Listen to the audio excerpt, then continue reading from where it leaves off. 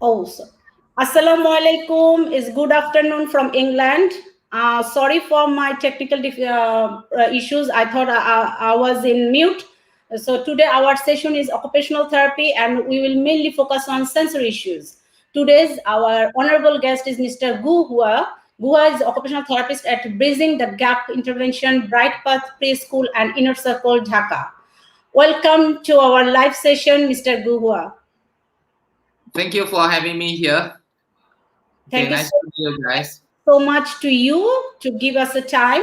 Mr. GUO HUA, I will first, the question I'm going to ask you is, what is actually online therapy is, or normally we call teletherapy, and why it is important for us, especially in this current situation? I see. All right. So online teletherapy has been brought into the public's eyes due to the COVID, but I believe it's something that has been done in the past, where we are using technology to pass the information from the clinical setting to the home-based setting.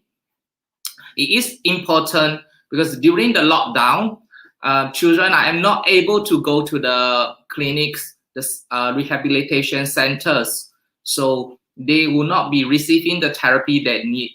However, we know time is important, so these children should continue to receive the therapy. So the idea is therapy can be done in two ways. One, we will pass the information to the parents. Parents carry out the instructions, carry out the activities with the children. That is one way. Second way is we have a live intervention sections.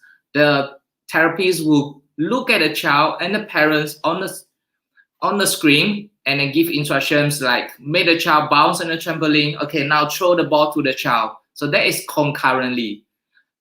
So it is important to have these activities on the weekly basis or even a daily basis, so that the children receive the sufficient sensory inputs or motor skill inputs. Yeah, because we never know how long this lockdown, the situation is going to be. Yeah, we don't want the child to waste the time. And I remember those golden words from my supervisor, my mentor, and he was saying, who is our biggest enemy? It's not the next therapy center, it's time. Our biggest enemy is the time. So the idea of teletherapy is to fight against the time and to equip the parents with the necessary skills. Yeah, so that's what I think it is important. Okay. Thank you so much, Mr. GUO. And I think also we shouldn't wait when the situation will be calm down, because we have to, as soon as possible, we have to do the early intervention. That's the main aim. So thank you so much for sharing your opinion about online therapy session. My second question is to you. What about a Singaporean system? Like we know a little bit about Bangladesh, we know about England, America, India, but we don't know about Singapore. Could you please just share a little bit with us how Singapore works on our special needs children? I see. All right, so I'm going to break it down into, if you can just zoom in, then I can kind of write it on the white blackboard. So we have what we call the government system, and then what we call the private system. Yeah, so in both systems, we will have early detections. So children as young as 2 months, 3 months, they will start to go to government general practitioners, and then we'll identify the issues. So if we are talking specifically about children with autism, we may be able, I'm just saying maybe, able to pick up those signs at 6 months old. So the first line of defense, is probably on the government side, where there is by what we call the GP, general practitioners, who pick up the children's issues at 6 months. And subsequently, these children can enter into what we call early intervention centers. They enter into early intervention centers at 2 years old, 2.5. So you have a choice of both government and the private early intervention centers. And these early intervention centers, typically children goes there for 3 hours. They have options of taking 5 days per week, or 1, 3, 5, or 2, 4. That's depend on the severity of the children. So both sides, you can have a half day, you can have a full day. So that is early intervention centers. Other than that, what we are looking at is more of a private one-to-one occupational therapy sessions, speech therapy sessions. Yeah. So I'm going to put it on the private side. Or maybe we even have a physiotherapy sessions concurrently. Yeah. So this will apply to both sides, OT, speech, and the physiotherapy. And sometimes you can even have the ABA. Yeah. Sorry, I'm just going to move the ABA to the private side. It's more prominent at the private side. Okay, so I think from this you can see this is the situation in the Singapore setting. Okay, sorry, do you have any question on this? No, I think it's almost similar to England, USA. Though in England, ABA is not provided by the government. We have to do it privately. Yep. Thank you so much, Mr. Guha, to sharing with us.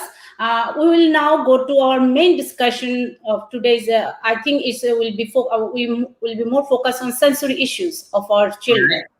Okay. So, our first question will be for you is what will be the fun activities for sensory avoiding and sensory seeking child? I see. Okay, give me a minute.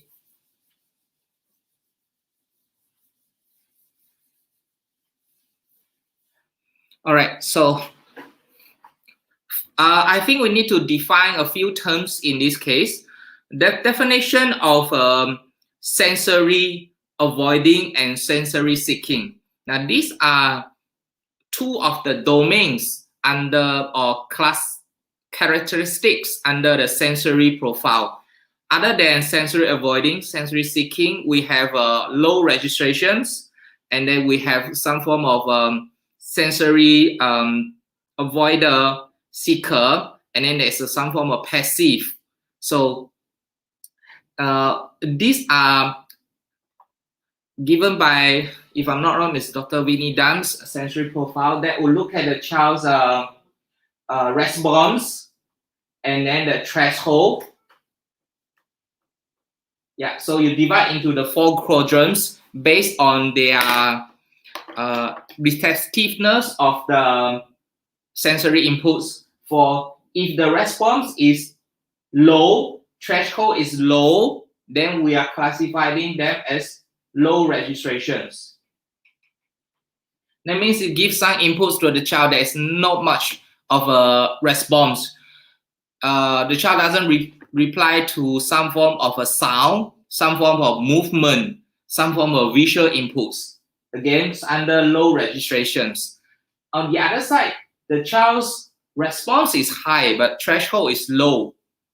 So how do we explain the response is high? That means the child is taking a lot of inputs in that case. So he's able to taking a lot of inputs for that case. And then we are talking about a child who is actively avoiding because of the threshold. So this is how we're going to put them. On the opposite side, we're going to have a avoider.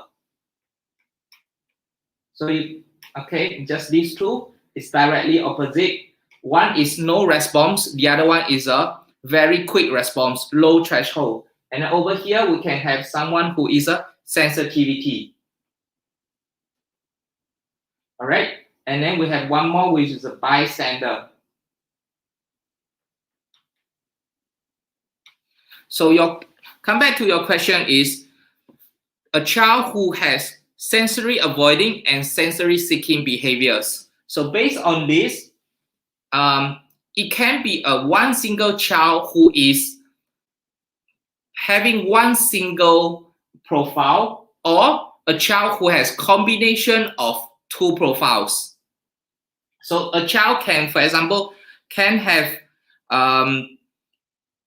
he enjoys swings. He loves the swing so much, but he has tactile sensitivity. So it can be present in one child. It can be both ways. The child really has fear of the swing, but there is no issue with tactile sensitivity. Okay, so two different domains, contrasting sensory thresholds and responses can happen to the same child. So that's how we define the sensory threshold and the sensory responses. Okay. Your question is fun activities. Now, in occupational therapy, we cover different skills. So fun would usually be related to play. However, on the other side, we should also look at motor skills. We should also look at cognitive skills. Yeah. So your activity firstly need to be safe. Your activity need to be age appropriate. And your activity should not be repetitive. Yeah, so we don't want some form of sleeping behaviors to come out. So such activities can be a gross motor activity or the fine motor activities. For me, I like to use therapy. Yeah, if you have experience with that, that is one of the amazing things. Different strength. You have the blue, the green, the red, and the black. Black is the hardest. Now, I always like to start with putting marbles in the therapy, and then children would dig out the marbles. So we are addressing the tactile issues, and at the same time, we are working on the finger skills. So to build on some form of fine motor skills, I will take out a scissors, I will take out a knife, and I say, let's do some cutting. And after that, we do the cutting, let's make a snowman. We roll this therapy into a ball and then form them into the body of the snowman, the hands, the legs, the head. So come back to the fun games. It has to be meaningful. The meaning behind this Play-Doh is actually fine motor, which we are making a snowman. Yeah, so I want to emphasize the point that we should have a few principles in these fun activities. Safe, yeah, definitely. Not repetitive, and it should be something that involves the brain. Yeah, so if you want something that is really simple, I would say go for therapy. That is for fine motor. Typically, parents will have trampoline at home that will be working on the gross motor. My advice for that is try not to let the child bounce for 3 minutes, 5 minutes continuously. Yeah, during the bouncing, you can blow bubbles and the children put out their hands to play with the bubbles. You can give them a bat and then they will start to hit the bubbles with the bat. Okay, so these are two examples that I will recommend. Okay. Yes. So here, the main important thing we have to be careful as a parents is number one, child age. Yeah. The fun activity should be meaningful. Yeah. There should be activities like fine motor for gross motor. It will be like different activities, and therapy with marble. You mentioned the trampoline. You mentioned so these are the common activities, fun activities we can do. But make sure we have to be know that our child understand level and child age, and make sure that our therapy we should follow our therapist advice. Correct. Yeah. Thank you so much, Mr. Go. My second question, I think everybody will satisfy your answer because you gave us lots of example as well. What equipment, accessories we can use even. So I'm going to go now. Our next question. Our next question is specific calming techniques for both sensory avoiding and sensory seeking. I see. Okay. Now your question is calming. That is to bring a child from the hyperactive state to what we so-called just right states. And there is a saying in sensory integration technique in a circle that we're saying that there should be nothing wrong with heavy work. I'm not sure you heard about that before. Yeah, as long as you do some form of heavy work, the child should be able to calm down. That is true, I would say 99% of the time. Yeah, so heavy work in this case is talking about muscles and joint sensations. Now, muscles and joint sensation practically means exercises. And then in our terms is we want to make the child jump, climb, run, crash in the safe way. Yeah, because sometimes these children can have high pain threshold, right? So I'm going to define this heavy work in two different terms. One is passive and the other one is active. Now, passive is something that the children will be receiving without doing anything. So passive that we generally use, okay? One of the activities that we like to use is the wheelbarrow brushing protocol. Have you guys been using that? The white brush and brush on part of the children's body. That is something that was invented to work on children with tactile sensitivity, but subsequently they found out it does have a calming effect. So the wheelbarrow brushing protocol. As you are aware, when you are doing that, the children is receiving the inputs passively. The children may not be able to give informations like, I want more, I want less, more pressure, please, less pressure. So that is a passive way. On the other side, if the children is able to do it actively, yeah, so that would be a good idea, because after some jumping, crashing, you realize the child is able to sit down. That is a sign that, oh, the child knows that I have enough sensation, now I can focus. Yeah, so two things, active and passive activities for the child. Okay, second point, I just remember, under the passive side, that something works really well is hugging. And I think that has an emotional component. Parents have been giving feedback that the child would come to the parent and say, squeeze. Yeah. So if you want to calm a child with hyperactiveness down, the best way is to give a child a tight squeeze. Yeah, so that is under the passive form. In the market, there are certain things that the parents have been using for the children. Examples like weighted vest, pressure garment. These are compensatory methods that can be done for a longer time, 2 hours to 5 hours each day. Yeah, so that is something has been tried, although the results really differ from child to child. Yeah, but it is something that I would say is easy to implement and is a continuous effort. Okay, so I have kind of pinpoint that you can try to do some form of activity that is short term and that is a brushing, and then something that is longer time that is more of a hugging. The weighted vest. So that's more under the passive side. On the active side, you should try to speak to an occupational therapist who would recommend based on the child's needs, like how long should the child hold on to the monkey bar, how long should the child push something heavy. Correct. Thank you so much. Thank you so much. So you mentioned is a brush. One is brush, another one weighted vest. Yes, weighted vest or the pressure gun. Use for my daughter weighted vest. It works. It works very good way. And that's so nice to hear that. To run here and there. So we have been suggested from OT, and we use that. Yeah. So nice. I can relate with you now. Thank you so much. It was very, very helpful suggestion for us. Thank you so much. We're gonna move to our next questions.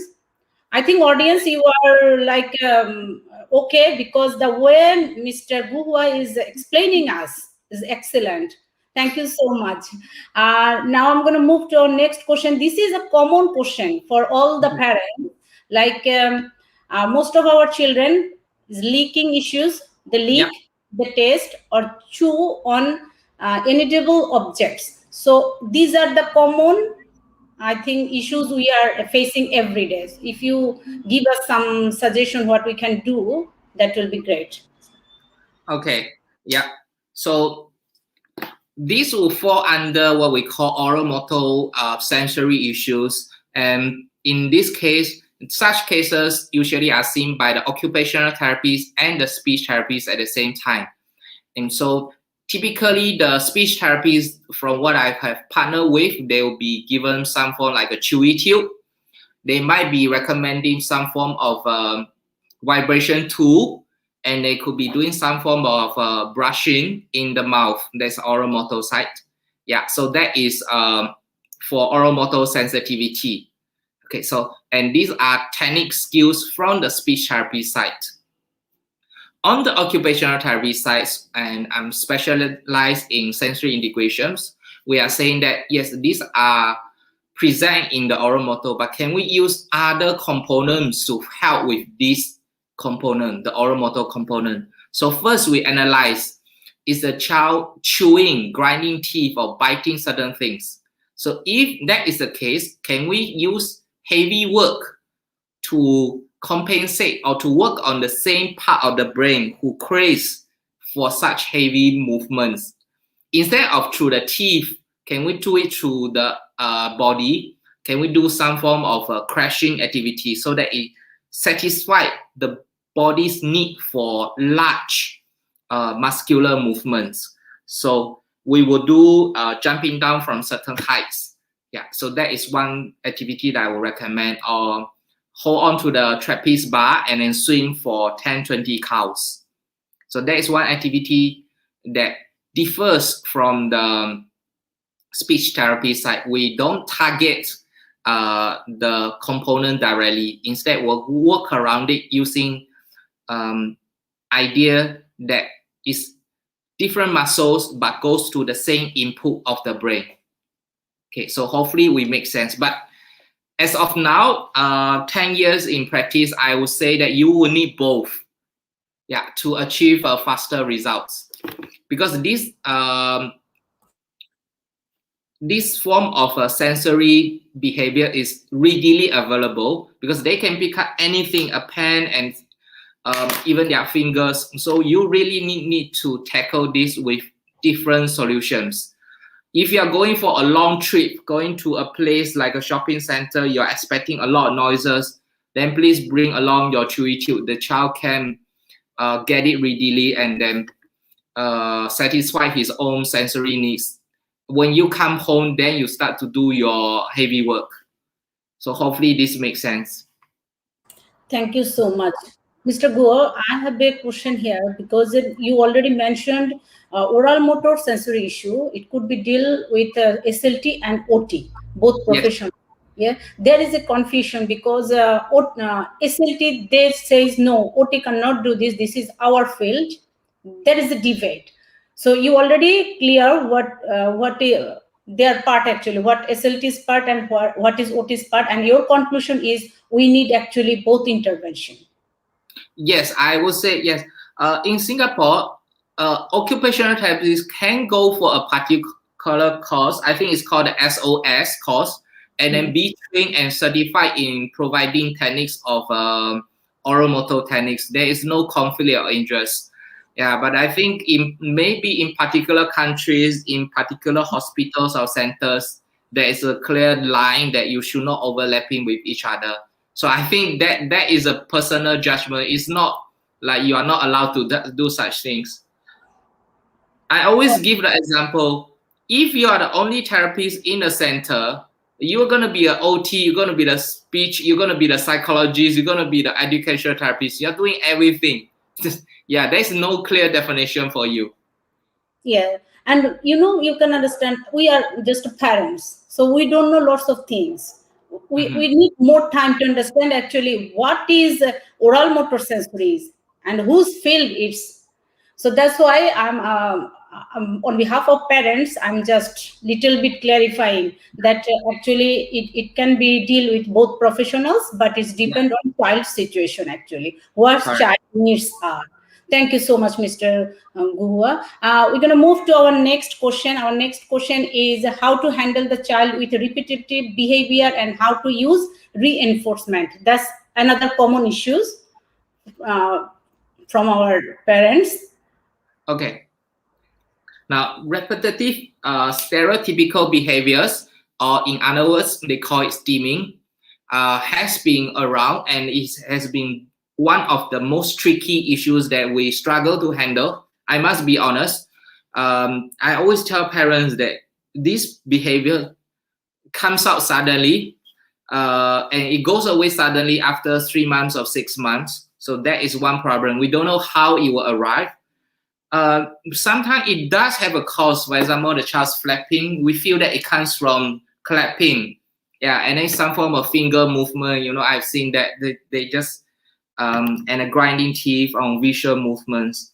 So we are struggling firstly to find out how does it develop. So it can be so random. All right.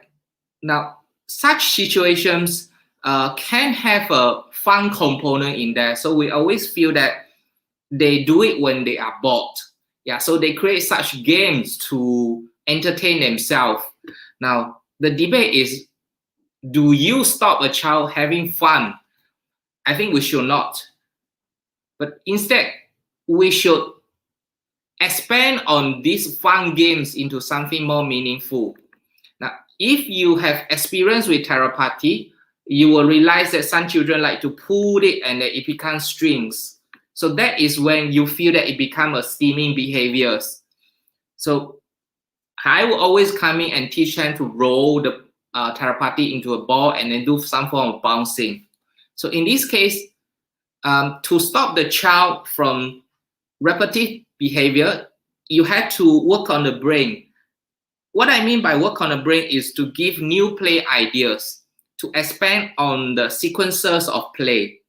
That is one idea. Okay, second point, this is a recent case. The parents brought up that the child likes to play with the sleeve, and then before she sleeps, she will use her thumb and index to rub the sleeve. And his comments, the daddy's comment is, should I stop her? And then we thought that no, you should not, because this is something, sensory behavior can provide a form of calming effect. So if we can recap, the first one is the child is using these sensory steaming behaviors as a form of play. On the other side, it is a form of calming effect for them. So they will rub on their sleeve, they will chew, they will play with the label, the clothes. They need some form of constant assurance through this sensory behavior. So again, I would say let's not stop that, but try to allocate these activities to certain timing. Like I say, the girl was using it before her nap, so we should restrict that only to the nap time. And then we should keep if certain toys only at particular timing. So in our line is we should not stop the child from doing these sensory steaming behaviors. The reason is to prevent escalation into the meltdown. Like you don't try to calm a child down when it's at the top of the meltdown. You calm it after the meltdown. So why don't we just allow the child to have some sensory calming behavior by themselves? Yeah, so that is my point. Second point is, if it's small and if it provides some form of calming behavior, then you should not stop the stereotypical repetitive behaviors. Okay, point number 3 is, these behaviors tend to have some form of pattern. Now, the pattern in a way is when they are bored, when they are not engaged. Yeah, so they'll definitely start to show this behavior. It appears when a child becomes hyper, although this is quite controversial, is whether this behavior causes them to be hyper, or after they become hyper, they start to show more signs of stereotypical behavior. So my advice is, when you are doing some form of therapy at home, like brushing, like spinning, like bouncing on the trampoline, take note of the changes. Yeah, always speak to your therapist. Don't overdo this bouncing. When you look at a child who bounces for 1 minute, you start to hear the screaming, the laughter, and then the hand flapping signs coming out. That is very clear that the trigger comes from these bouncers. So you should try to reduce the bouncers. However, you realize that this is something the child likes. So instead of stopping, you should try to redivert with something. What I try to do is to throw a large gym ball. Yeah, so then the child will bounce up, push a gym ball. Again, don't stop it directly. Child will not know what you are trying to do. You are trying to stop something that he's having fun of. Yeah, instead, redivert the attention to something that's meaningful. Okay, so hopefully all the 3 points make sense. It's a form of play, it's a form of calming. And then if it's a trigger, reduce the trigger. Thank you so much, Mr. GUO HUA. I am agree with you in this point because my daughter, she used to rocks right and left too much, and she is actually very sensory seeker. But from December 2020, we are taking occupational therapy from India, and we are following his activities, what he did give us to us, and we are just now amazed the improvement of my daughter. She don't do no more rocking. Okay, that's good. Yeah, because the first thing you say, do not stop. Because we, as a parents, we think my daughter doing flapping, rocking, looks very unusual, uncomfortable, especially in front of public. Yes. We feel uncomfortable. So we shouldn't be uncomfortable with this because this is one type of their sensory needs. They are making themselves calm down. So let them do it. And you said 3 method, and we have to, as a parents, we have to follow this and seek the advice from our therapist. Yes. Thank you so much. Thank you so much, Mr. GUO HUA. Yeah, just bear in mind that every child is different. Correct. Yes, every child is different. Thank you so much. We're going to move to our next question. And Mr. GUO, we have few questions from our audience.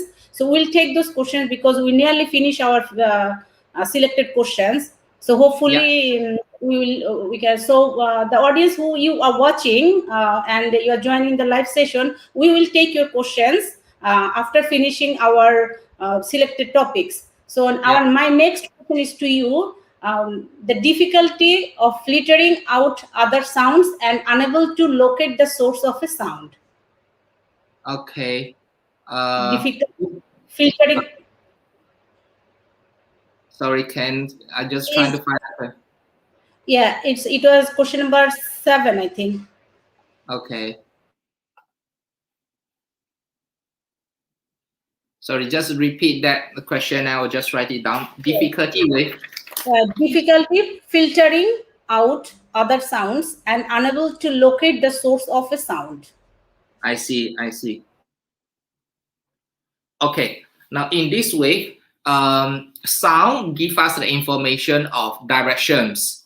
So that is that's quite clear. You know where it comes from, the distance, up, down, left, right. It can be something that's outside the door which you don't know. So that is something about directions. Now, sound also give us some form of informations. For example, it's sound of the animal, sound of the bird, sound of the vacuum cleaner, sound of the aeroplane, sound of the thunder. So that is some form of information. And number 3 points is sound like languages. So we say there is some form of emotions, communications. Yeah, so these are what we usually say the purpose of sounds. Now, children can have sensitivity to all 3. Typically, we are talking about vacuum cleaner, hair dryer. By research, we have kind of identified is most likely, I'm not saying all, most likely is due to the frequency. Yeah, so these children, especially those children with ASD, they have the ability to pick up and difficulty with filtering of sound of a lower frequency. So just now we talk about hair dryer or vacuum cleaner. Second point is they may have difficulty with the distance or unexpected sounds. So when a vacuum cleaner comes up suddenly or a hair dryer, I mean, it happens to my son as well, who is 2, and then he will run away. And what I would do is just bring him there and then let him press a button and play for a while. Now he's getting used to that. Yeah, he was even using the hair dryer to help me to dry my hair. So to work on this sensitivity, first you had to do some form of traditional, that is gradual desensitizations, allow them to play with these items. Yeah. However, the second scenario which we can't is like if they're afraid of sound, the thunder, those powering sound in the middle of the road, those loud engine sounds. That is something that we can't help. I mean, we can't help directly. So what we do is we use some form of music therapy to help these children. The idea of this music therapy is to put on a headphone and listen to those modified musics. In the market, you will be able to find things like Samonas. You will be able to find like Tomatis, able to find therapeutic listening programs. The evidence behind this and the success rates are limited. But as a child with, as a parent with special needs, then I think you want to be careful with this because firstly, it can be costly.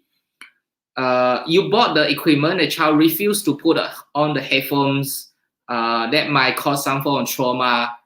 So that will compromise on the therapy itself. Yeah. So the second option is you really have to think about it and try it gradually without giving the child another set of issues that you don't want to handle. That is the trauma. Okay. However, on certain cases that I've worked with, they actually work wonders. Then I want to give an example, which I heard it yesterday. Yesterday morning, I have the case. So not sure how many of you is aware of this program called interactive metronome.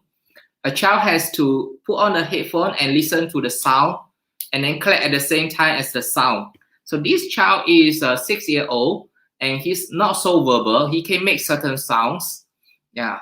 And then yesterday the mom came back and said, oh, you know what?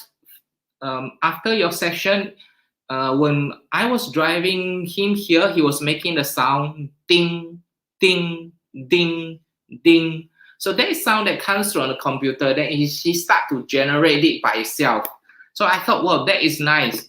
Now, we should try to expand on these ideas. So that is when we say try to mimic those sounds, loud sounds, soft sounds, and try to point to the direction where it comes from.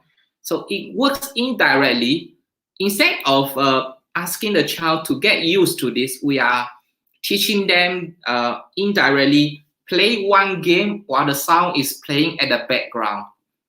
And then the child would associate these two sounds together rather than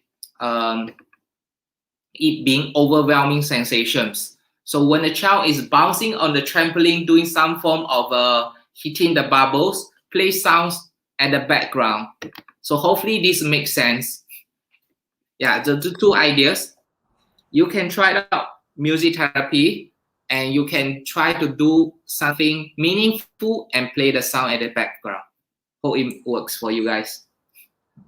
Okay, Mr. Goa. Mr. Goa, here, I have the question here. Like you said, music therapy. Yeah, my daughter used to have music therapy, but lots of parents they actually don't even understand what is music therapy.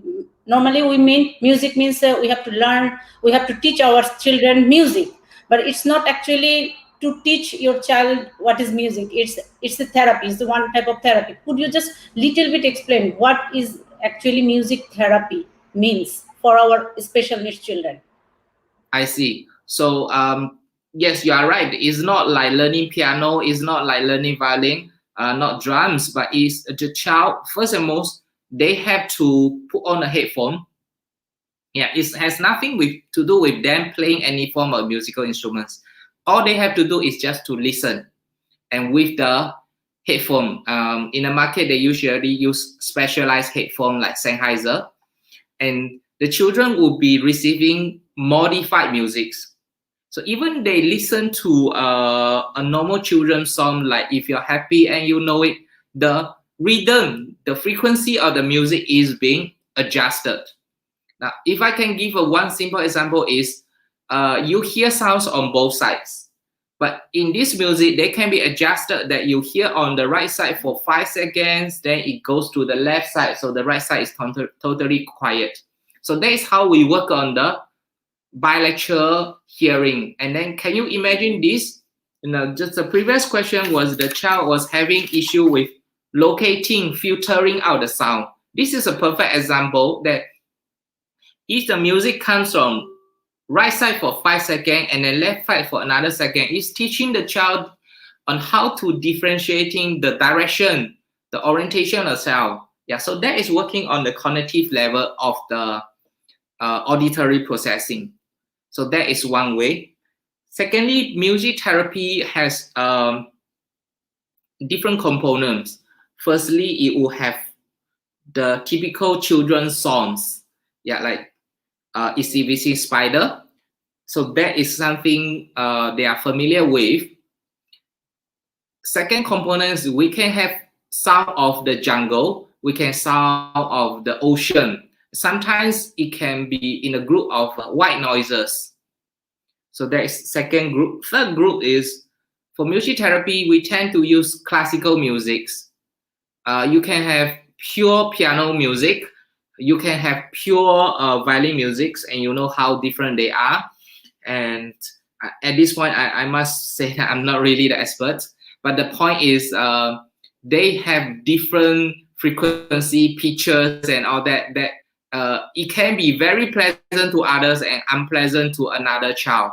Yeah, so this is the third range is something that you should be careful and talk to your therapist before you start to let your child hear. Because some parents will say, okay, I just let my son listen to classical music. No, it doesn't work that way. Even classical music, you can have just pure piano music, or you can have a symphony orchestra that can really overwhelm the child. Yeah. Even for piano itself, you can have a slow rhythm or fast rhythm. Yeah. So typically for a child who is low arousal, we use a fast rhythm. And for the child who is very hyper, we should use a slow rhythm. Yeah. That is a typical session. But a child who is hyperactive, he will not pay attention to something that is slow. Make sense? Yes. Yeah, so you should have what we call a sandwich method. You play fast, play slow, then go back to fast. Yeah, so that's how we engineer the form of changes to the child. Thank you so much. Mr. Guhua, can you see the question? Raj resolve Kori. Because I took this question now because you're saying low aerosol matter, and here it says hyper. Is it any relation between here in hyperactive and hyperactivity? Like some of our kids are hyperactive and some hypoactive, and some of our kids are hypo. So is it? Yeah, yes, okay. I think before 2015, we have different classification or ASD, and then after that, the DSM just combine everything. However, that is based on the functioning level. It wasn't based on the activeness of the child. So yes, so typically we have two extreme side, hypo, HYPO, and hyperactive. So if we replace the word hypo, a similar word I will use is low processing, slow registration. That's what hypo. Hope it makes sense. Low threshold, right? So that's what hypo. Now, on the other way, at the other spectrum, hyperactive is someone who is high threshold, high energy level. Now, such children can have a lot of movements, not sensitive to swings, touches a lot of things, putting things into a mouth. So if you just put a word to describe this, they are really busy. You know, you have to keep your eyes on them all the time. Otherwise, they will be doing a lot of things. Yeah. So hyperactiveness is a busy child, whereas a hypoactiveness is a child who does nothing. Okay. Choose to lay around. So the parents' question is how to start the therapy for such children. But I think regardless of which type of child it is, your activity should have 3 components. We say the warm-up, the main activity, and the cool-down, right? Now, so it makes sense that the warm-up is something that is slightly hyper, and the last activity should be something that is calming. The main activity in the middle, what I usually try to do is somewhat of a cognitive. Yeah, so there should be nothing wrong. Start off the day with bouncing, with some form of jumping. This will work well for both who are hypo and hyperactive. In the morning, a child who is low arousal needs to wake up. Yeah, so he needs to do some form of high energy activity. In the morning, the child who is high energy is already active and running. So you just need to redirect it to something that's meaningful and in terms of bouncing and jumping to some form of obstacle course. So the starting point is the same. It's in between that the more cognitive related activities. So for a child who is low energy, you need to make sure the energy level is consistent. Yeah, so they will have the behavior of slouching. Yeah, so you cannot increase the energy level suddenly for them. Yes. Now, when we talk about energy level, it doesn't just mean muscle. It can also mean the eye tracking activities. It can mean activity that's related to sounds. It can mean activity just on the fingers. Really, don't be restricted to large movement activities. Yeah, so that is during the main activities. And finally, both children need something to calm down. Yeah, that is when we will say, okay, let's do some form of structured activities. And for this, I would recommend some form of passive structured activities. Since we are already doing calming activities that needs them to slow down, I can think of if it's at night. Yeah, you don't want the child to be jumping and jumping. So you do something passive like brushing, like spinning, like a sushi roll on the floor, like from some form of massages. Yeah, so 3 types of activities. Okay. Thank you so much. We have 2 more questions to go through, and then we will take a few questions from the audience. Is that okay, Mr. Go? Sure. Okay, so our next question is to you. Tell us some activities on hand and eye coordination to improve eye contact and attention. This is another common concern of parents about their children. Eye contact and attention. I see. Okay. Yeah, I think this is something that I do on daily basis. I'm a guy. I love sports, and then this is something that we want our children to learn. Yes, it may sound like there is no direct link. You know, eye contact is something that's social, and then you play ball catchings, you play ball hittings. It's something to do with motor. But how can we combine these 2 activities that is more meaningful for the children, and then you can work on both goals? So if a child has difficulty in catching the ball, what I would recommend is you attach the ball to a string. Yeah, so attach ball to a string and then make it like a pendulum. So that is easier for the child to catch without the child being rolling around. And then when you are doing these games, you can vary the ball movement, like going in straight direction or going in circular directions. Yeah. So if you are throwing the ball, I think you are not so good that you can throw a curved ball. But if you attach the ball to the string, you can make the ball turn around. Can you imagine the child's eyes will be tracking sideways, following the ball? And the bigger the movement, the wider is the eye tracking action. Yeah. So this is something that I would do typically in my lessons. There are things that you can vary. You can vary the size of the ball. You can vary the weight of the ball. So you are adding another sensation. When the ball hits the child, it's going to create the muscle impact, so that it will increase the eye contact. Yeah. So hopefully this is something that you would like to try. Yeah. So try to if you have, I know some of you have certain equipment at home. Yeah, like such as a swing. Okay. In the occupational therapy gym, we try to put the children in different orientations. Typically, a child is upright, but if you have a swing that is big enough, you can make the child lie down on the belly and then go in this orientation, circular, or we call the Superman orientations. Now, this will put the child's eyes in different plane, and then it will increase the child's neck movement. When the neck movement is increased, the visual field tracking is improved. If you are strong, put a child on upside down positions. Yeah. So if I to summarize, secondly is the items, the objects need to move in different orientation. Secondly, the child's body need to be in different orientations. Okay, back to you.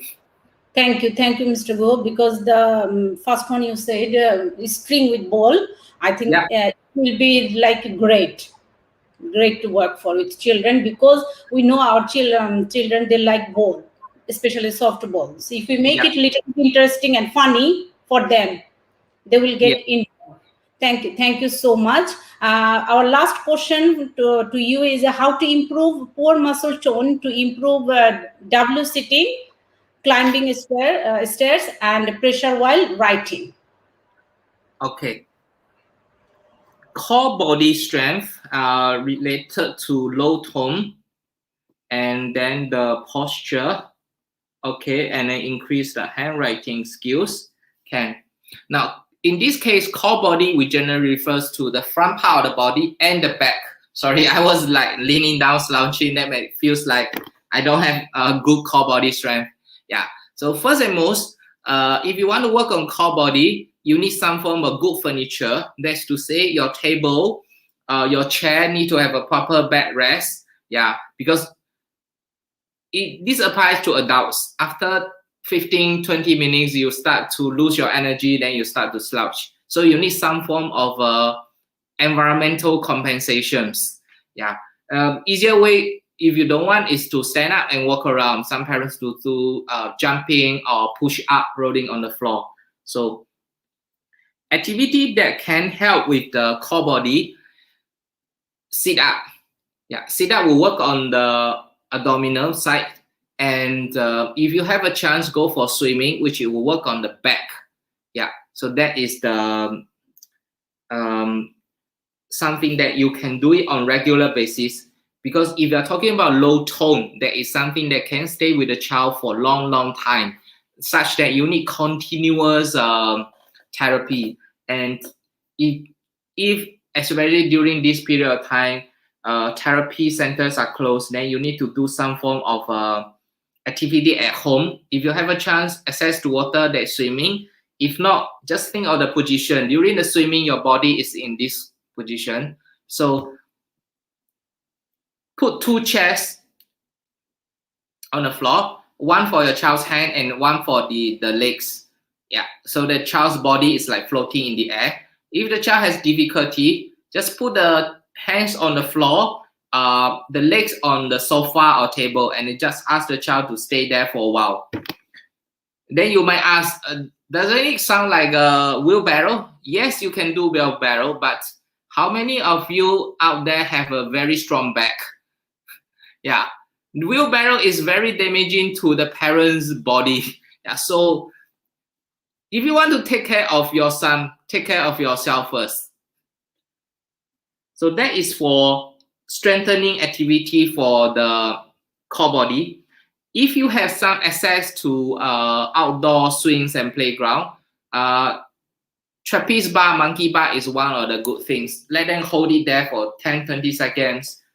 If the monkey bar is low, what you can try to do is put the child upside down. That's to say, with the legs over the bar, and then the head is swinging. Yeah. 10-20 seconds. That is a great activity to work on the core. Okay, so back to you. Thank you so much, Mr. Guho. So far, our session was like, for me, it was excellent. The way you explained everything was clear, crystal clear for me. I hope my audience, they will understand as well. And now, Mr. Guho, shall I move to some questions from the audience, if you give me the permission? I have little bit few questions from the audience. Thank you so much. My first question is from Nilufa Yasmin. She said, my son don't let his hair cut by streamer. He can't take the vibrator sound. What should I do for this? I see. Okay, so you imagine in this case, firstly, it's a sound of a low frequency. Yeah, that is, I assume that is using those electric hair cutter. So that is sound sensitivity. And on the other side is scissors, that the hair will fall onto the skin. So another area that I will imagine is touch sensitivity. So these two components that we need to work with, sound and the touch. Yeah, so just now we explained that for sound sensitivity, you can use some form of music therapy, and you can use some form of vestibular activity to help with this.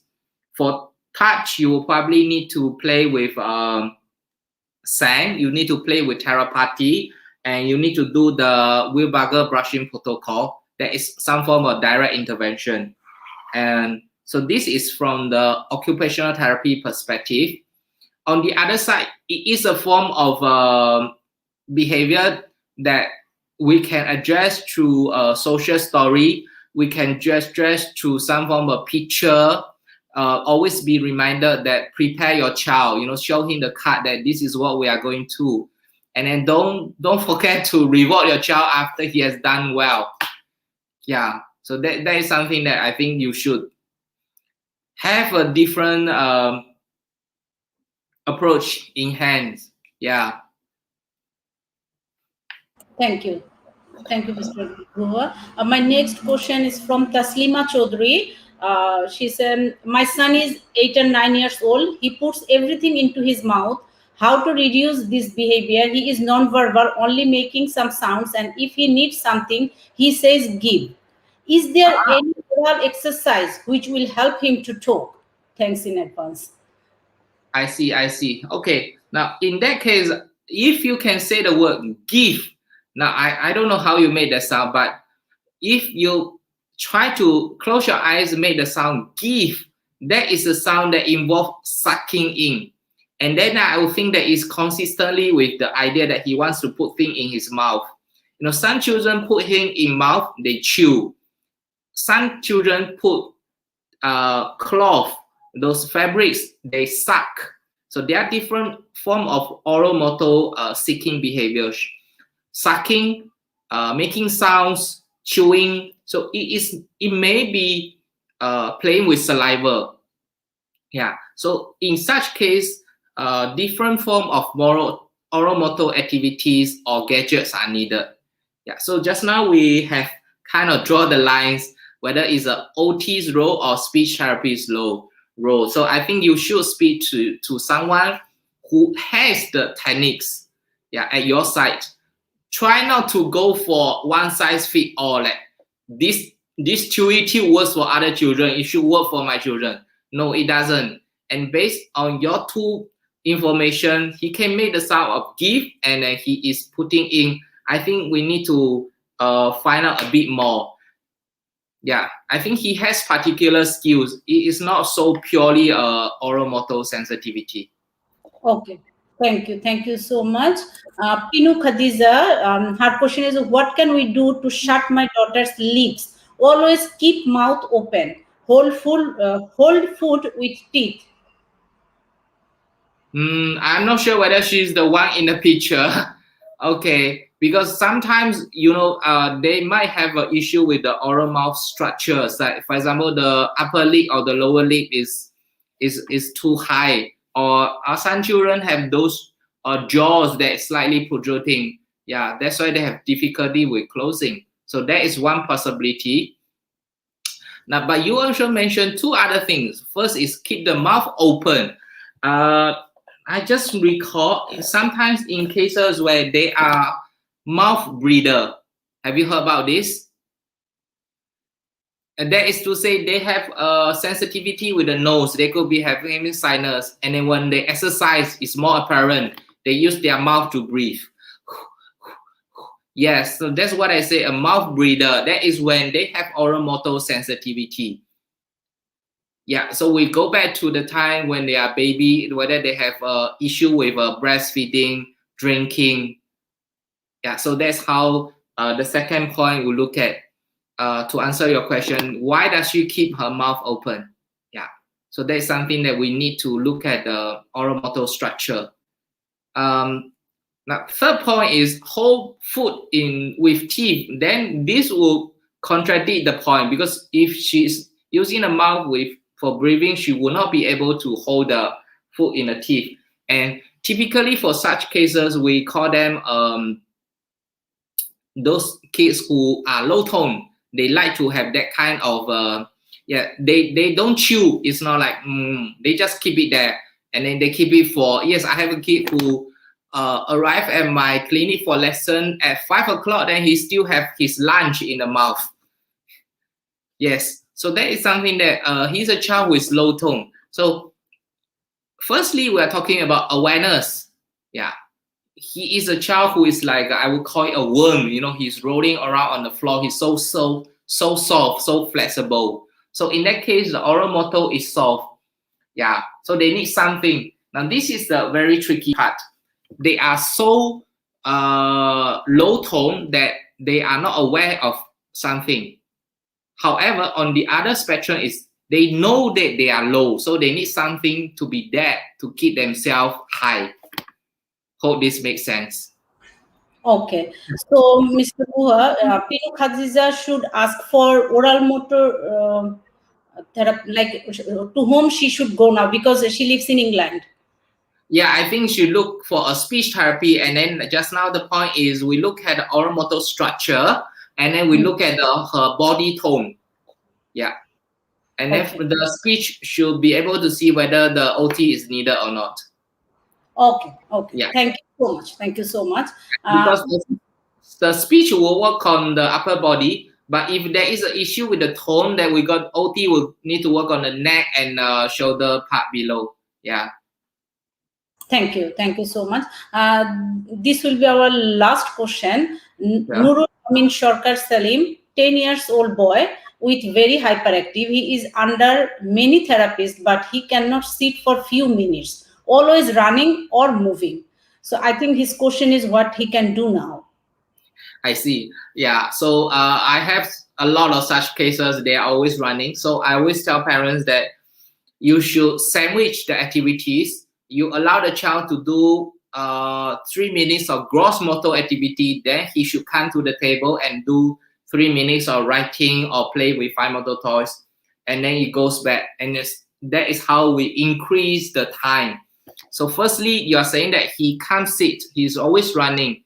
So the running and moving should be a meaningful activities. And we like to put it as obstacle course. You know, he's going to climb up something, take a toy, climb down, and then maybe throw the toy into another place. And he's going to repeat that for 3 to 5 times. And so this activity will take about 3 minutes. And when he has finished that, guide him to the table and let him do some form of puzzle. And this puzzle should be like 10 pieces, 20 pieces puzzle. Tell him when he finish it, then he can go back to the next obstacle course. Yeah, so this is what we call a sandwich method. Yeah, so you need to create a structure for the child. You know, it's not always like 30 minutes. You know, that is going to be too much for the child to start with. You can increase the time slowly. Yeah, and then always try to provide some form of visual so that the child knows that what's going on. It's not like he can play forever. Always remind him, after this, you go to the table. And after the table, you go to that place to play. Yeah.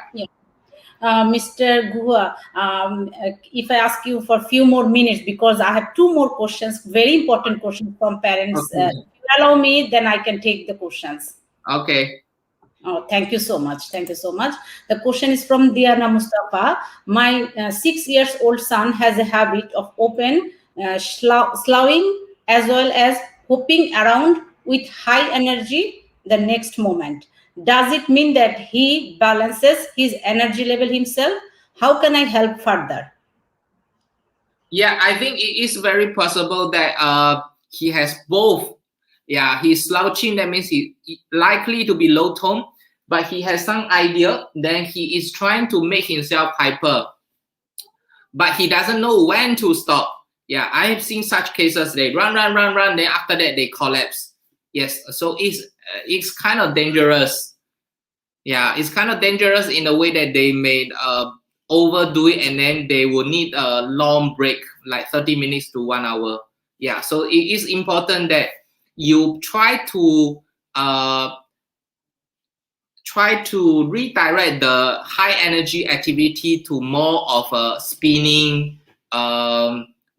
vestibular based activity rather than a lot of a muscle and joints activity. So speak to your OT on that. Okay. Okay, thank you. And my last question is from K. Arifin Bubli. Hold a remove one from fabrics, can't stop. I see. Okay. I'm not sure how old is the child in this case, but yeah, it's definitely a form of a fine motor. And I have a child who likes to tie the paper and then start to roll into a tube, yeah, or a cloth, a piece of cloth. Then what he likes to do. Yeah. So it's definitely a form of a sensory steaming behaviors. Is more towards the hands. So just now I say you can try to redivert, and one of the tools I like to use is the therapy. So hopefully you can try that and see how the child will expand. Thank you so much. I'm gonna take my last comments from the audience. Is from Kaji Choiti. I know you know her. She's Tintin's mom.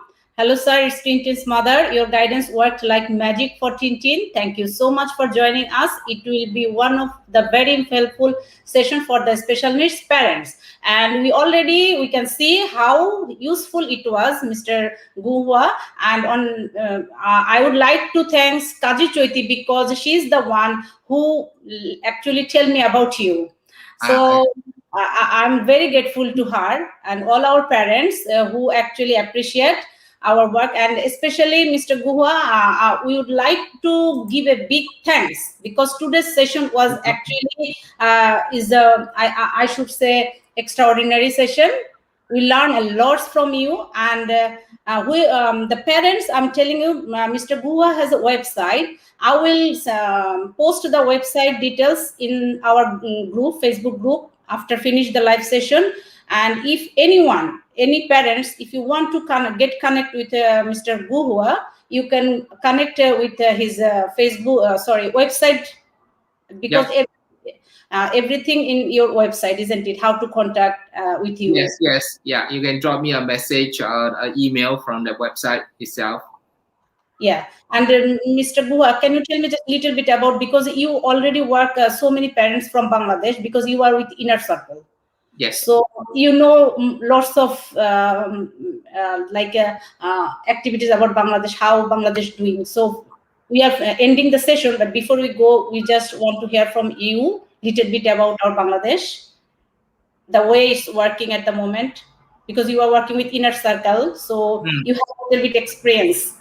So I would say that I have been there for 2 years. I set up a center, and then they moved from a small gym to the bigger gym. So I would say the hardware has been improving. So that is good thing. I'm constantly, and right now we are doing weekly training session for the Inner Circle. But software is something that we will need to continually catching up. I would say that in Singapore, we are probably 5 years behind Australia, America, UK, but Bangladesh is another 5 years behind Singapore. So that is in terms of the software skills. Yeah, so that is something they need to constantly brush up because we are facing issues like cultural differences. Yeah. And language is one of our barrier as well, so I think hopefully we will rid of this barrier as well very soon, as much as we more take those in like different language session like English, Hindi, so we will learn more as a parents to Yeah. communicate. Thank you so much, Mr. GUO, for today's session. Hopefully we'll have more session from you Yeah. if you Yeah. have time in future. Yeah. We discuss. We can have look at today. We are looking at sensory, and other times we can look at gross motor, fine motor, and social skills. Yep. Thank you so much. We are looking forward for your session in soon future. Have a lovely day. Yeah. Bye. Yeah. Allah, Okay. Bye. goodbye. Bye. Thanks Bye. for joining with us today. Thank you, Mr. Bye. Guhua. Bye See bye. you. Bye.